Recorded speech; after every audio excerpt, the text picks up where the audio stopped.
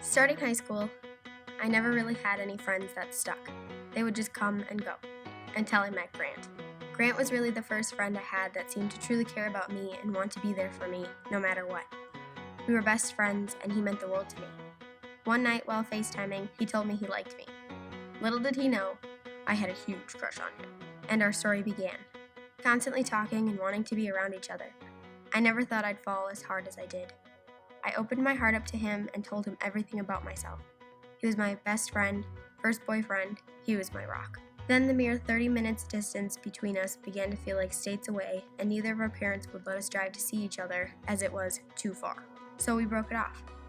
We kept in touch, but it was at camp where my feelings for him started to come back.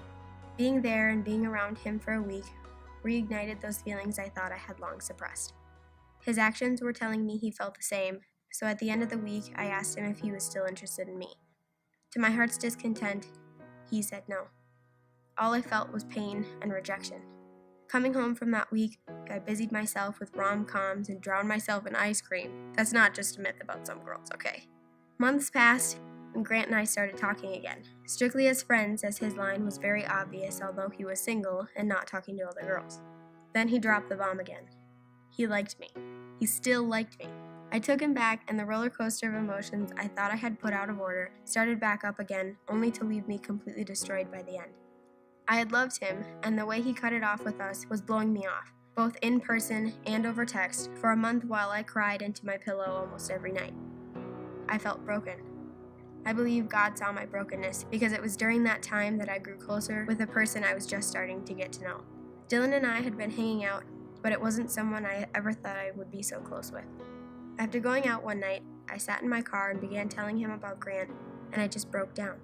He did what was probably best for me in that moment and just sat there and listened. He hugged me and told me everything would be okay. Since that day, we have only grown closer, and he is the greatest friend I've ever had. If someone were to ask me if I have any regrets in my life, I would say no.